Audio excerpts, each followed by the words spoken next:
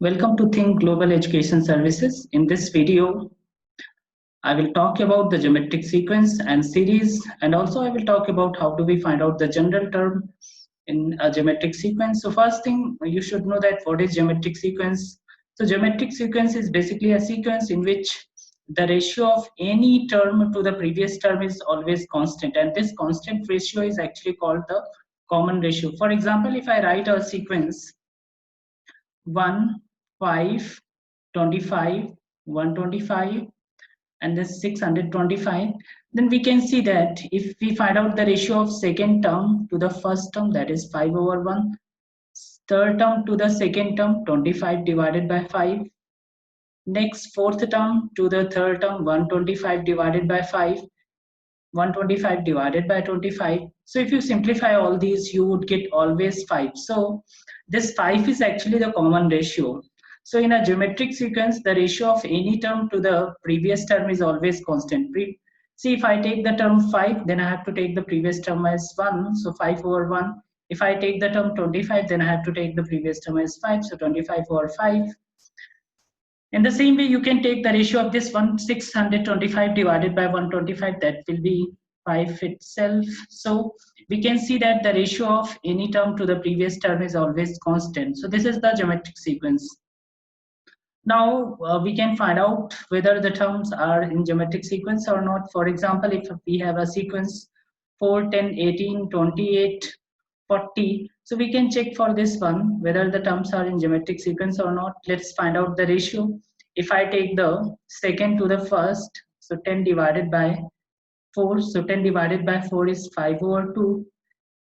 If that is 2.5. If I take 18 divided by 10, so 18 divided by 10 is 1.8. So we can see that the ratio of any term to the previous term is not constant. So this sequence 4, 10, 18, 28, 40 is not a geometric sequence. Another one we can check for this one, 625, 125, 25, 5, 1.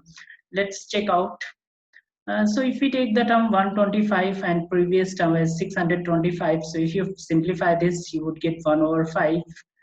Let's try for these terms 25 and 125. So 25 divided by 125. If you simplify this, you would get 1 over 5. So again, the ratio is same. If you take 1 and 5, then the ratio is again 1 over 5. So we can see that the ratio of any term to the previous term is constant in this sequence. So all the terms of this sequence are in geometric sequence. Now we can learn the formula to find out the general term of the geometric sequence. So general term of geometric sequence is given by a formula an is equal to a1 times r raised power n negative 1. So where a1 is the first term and r is common ratio. So if I try to find out the general term for the sequence 625, 125, 25, 5 and 1, then it would be a value of a1 is 625, and value of r is, we have seen value of r second term divided by first term, it is 1 over 5. Now general term would be an is equal to a r raised power n negative 1. So we can substitute the value 625 times 1 upon 5 raised power n negative 1. This is the general term for this geometric sequence. Now I have some more questions. Find a rule for the nth term of the sequence. So we can check first whether the sequence is geometric sequence or not. So we have the terms 4, 4, 20, 100, 500. So 20 divided by 4 is 5. 100 divided by 20 is 5. 500 divided by 100 is 5. So value of r is 5 in this one. A is 4.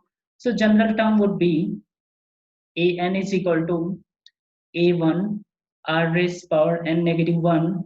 So a1 is 4. So that would be 4 times 5 raised power n negative 1. Now we can find out the seventh term if it is required. So a7 is equal to 4 times 5 raised power 7 negative 1. So that is 4 times 5 raised power 6. We can simplify by using the calculator. So this is the way to find out the nth term and then any of the term of the geometric sequence.